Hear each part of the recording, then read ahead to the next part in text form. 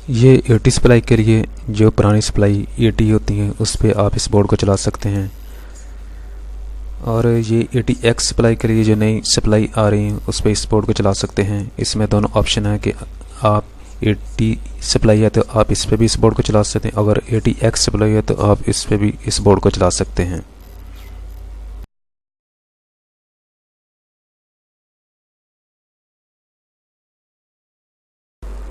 Power connector के बारे में बताते हैं कि इसका क्या काम है। सबसे बड़ा कनेक्टर जो होगा यही मेन बोर्ड में लगाते हैं, इसी के ज़रिए मेन बोर्ड में पावर आती है। इसको लगाने का तरीका आपको बता चुका हूँ। और ये दूसरे कनेक्टर हैं, ये CD रोम, DVD रोम या हार्ड ड्राइव किसी में लगाया जा सकता है। और एक छोटा सा ये फ्लॉपी ड्राइव में लगाने के लिए इस्तेमाल किया जाता है।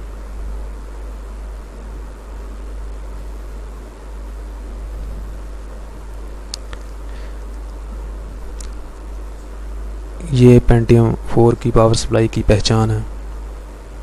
ये कनेक्टर पेंटियम 4 की पावर सप्लाई में आमतौर पर होता है, और ये पेंटियम 4 की पावर सप्लाई की पहचान है।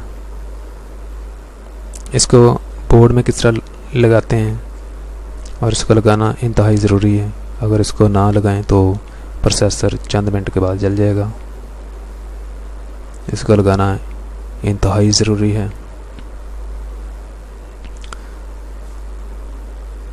और इसको बोर्ड में किस तरह और किस जगह पर लगाते हैं, यहाँ पर इसको इस कनेक्टर को लगाया जाता है। इसको लगाने का तरीका ये है कि ये इसके साथ हुक लगी होती है, ये साथ वाली हुक।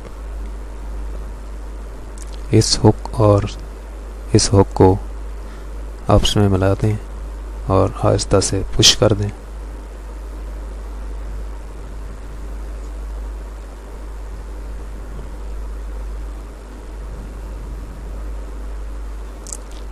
और ये लगाना नहायत ज़रूरी है।